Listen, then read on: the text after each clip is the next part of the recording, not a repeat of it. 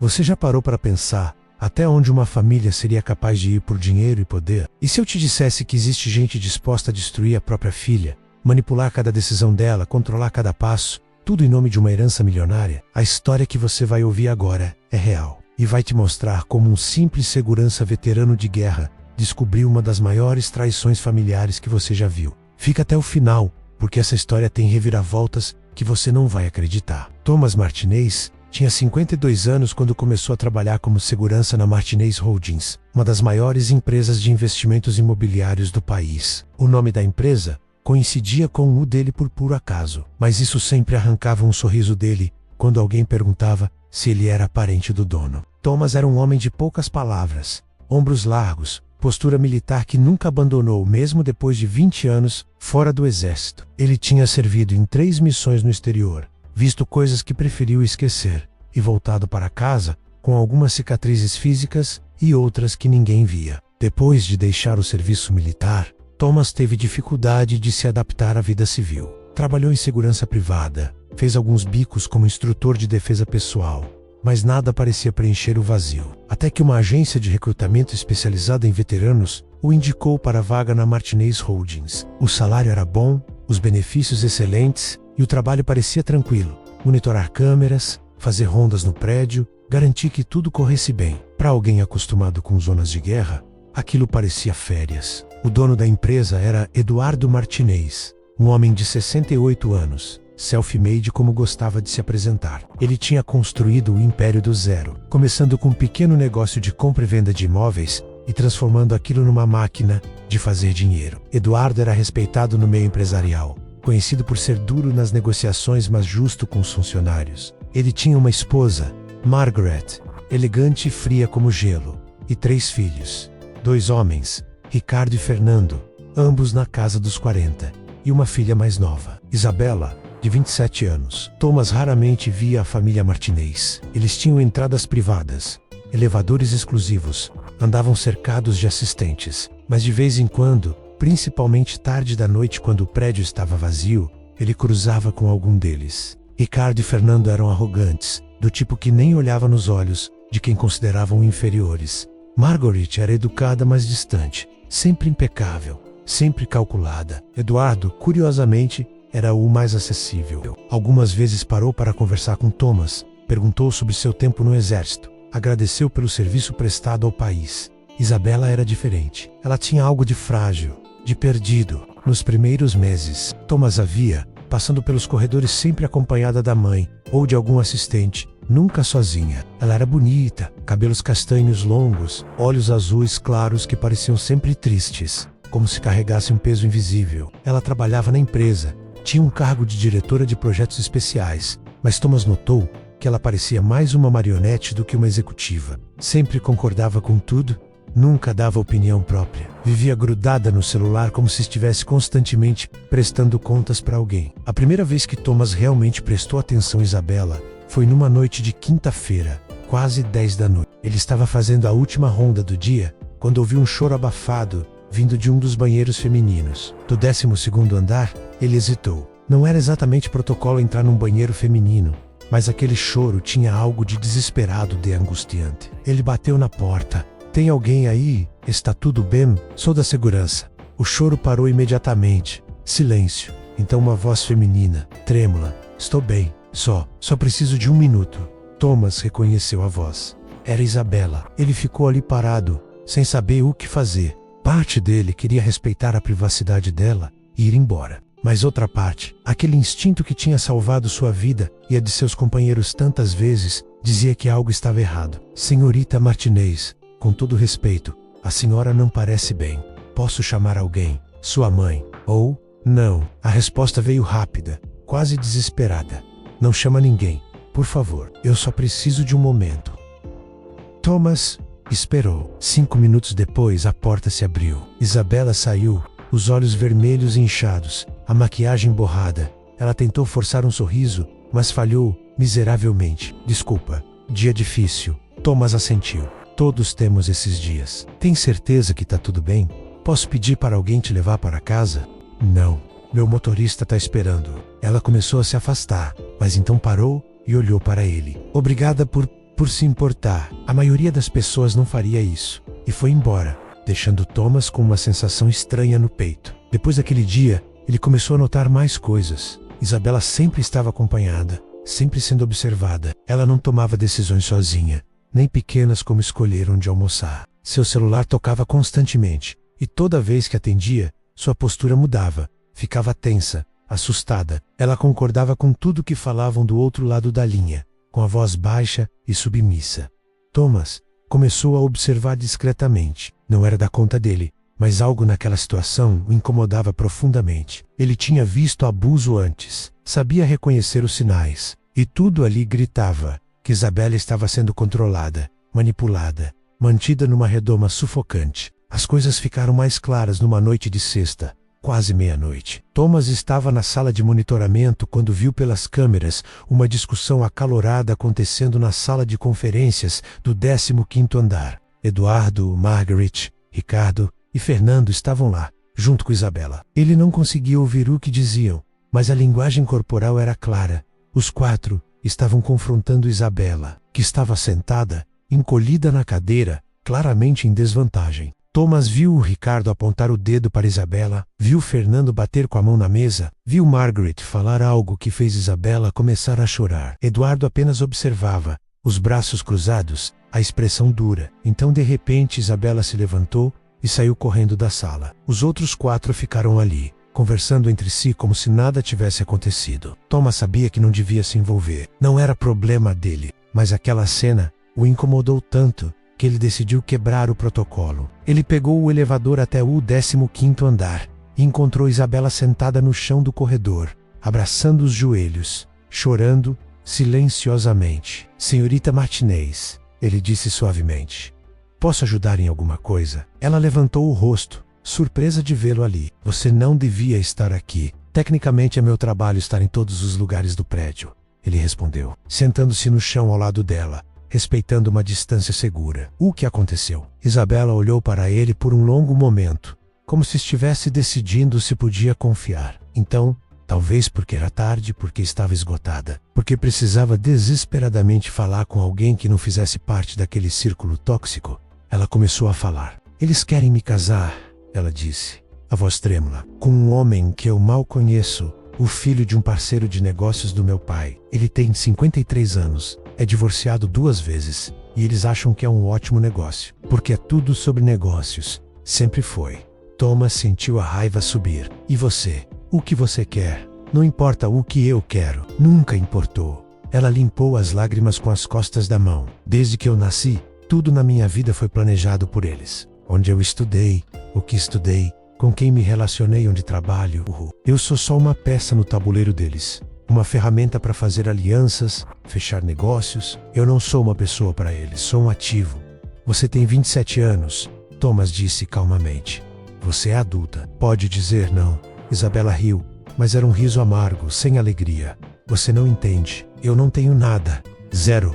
Tudo está no nome deles. A casa onde moro, o carro que dirijo, a conta bancária, tudo. Se eu disser não, se eu sair, fico literalmente na rua. E eles deixaram isso bem claro. Ou eu faço o que mandam, ou perco tudo e ainda por cima sou deserdada e cortada completamente. Tem coisas piores que ficar sem dinheiro, Thomas disse. Viver numa prisão dourada é uma delas. Fácil falar quando você tem liberdade, ela respondeu.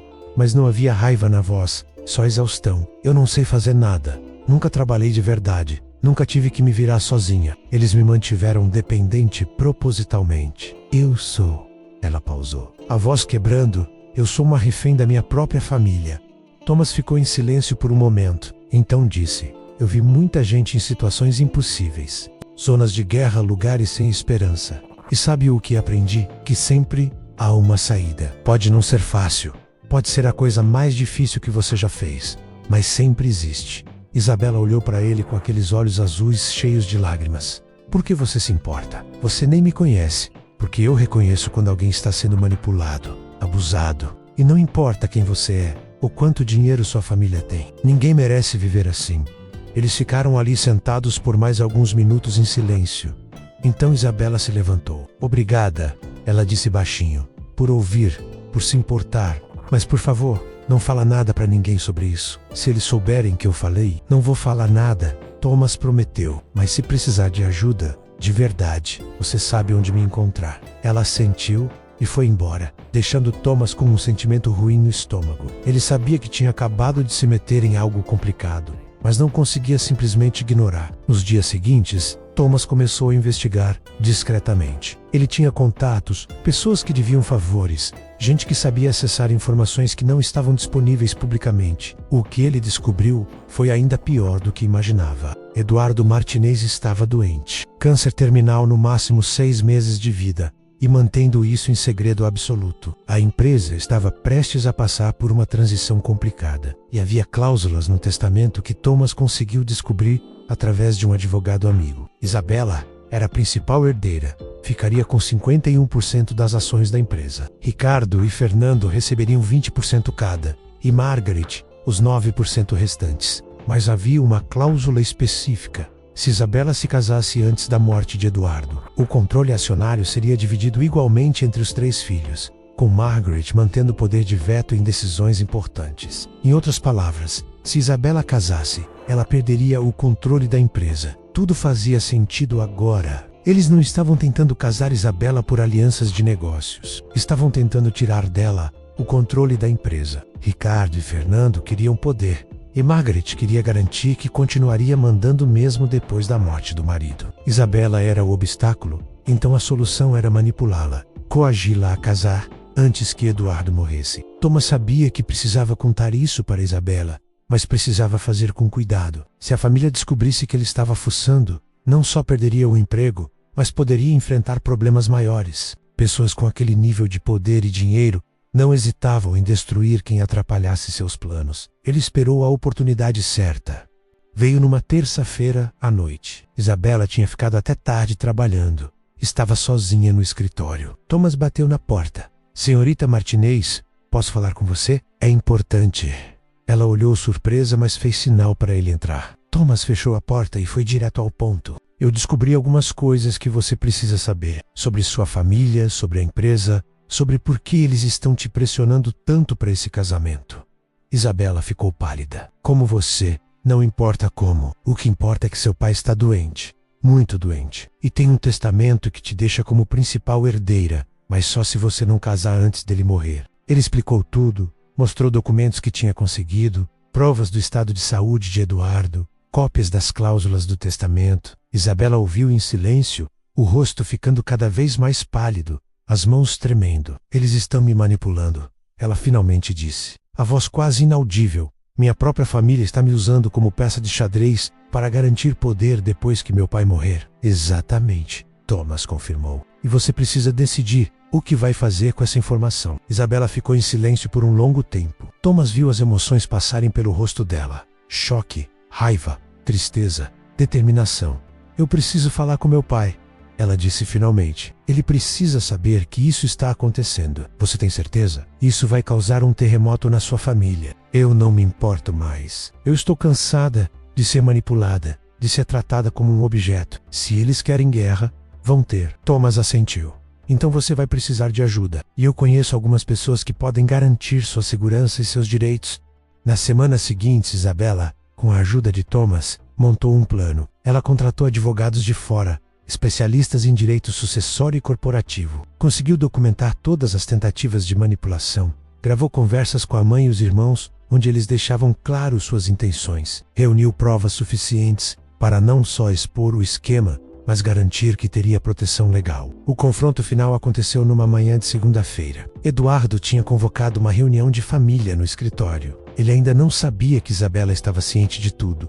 Ainda achava que tinha controle da situação. Isabela entrou na sala, acompanhada de seus advogados, e para surpresa de todos, Thomas estava com ela. Margaret, Ricardo e Fernando olharam furiosos. O que significa isso? Ricardo exigiu. Significa que acabou, Isabela disse. A voz firme e clara, completamente diferente da garota assustada de semanas atrás. Eu sei de tudo. Sei sobre a doença do papai. Sei sobre o testamento. Sei que vocês estão tentando me manipular para casar e perder o controle da empresa. O silêncio que se seguiu foi absoluto. Eduardo olhou para a esposa e filhos, a compreensão surgindo no rosto dele.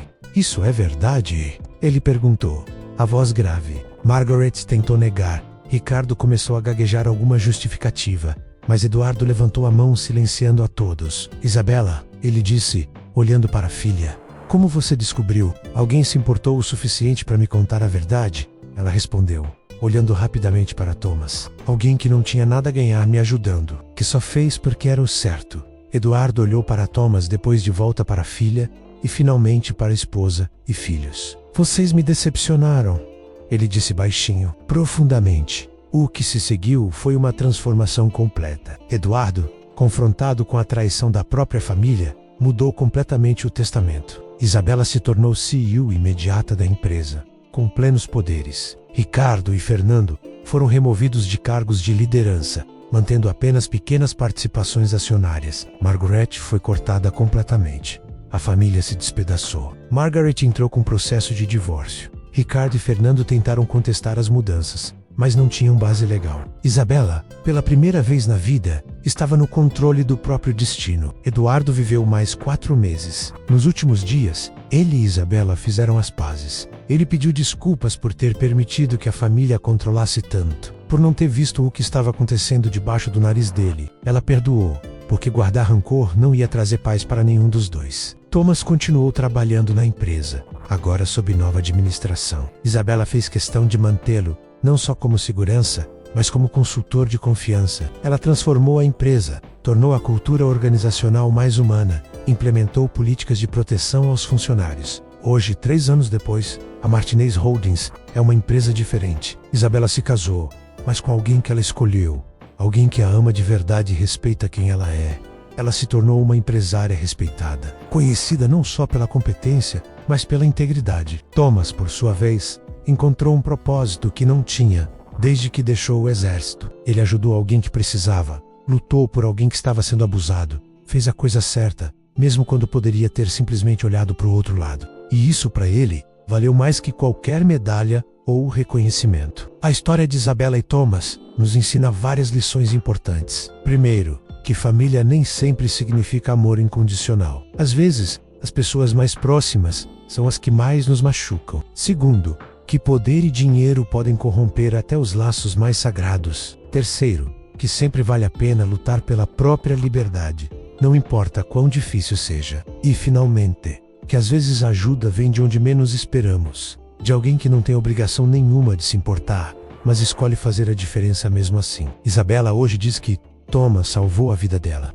Não no sentido literal, mas salvou ela de uma existência de manipulação de abuso psicológico, de viver como prisioneira da própria família. Ele deu a ela as ferramentas e a coragem para se libertar. Thomas, sempre humilde, diz que ela salvou a si mesma, que tudo que ele fez foi mostrar a verdade, mas que foi ela quem teve a coragem de enfrentar, de lutar, de reconstruir a própria vida dos escombros. E talvez os dois estejam certos. Talvez liberdade seja exatamente isso.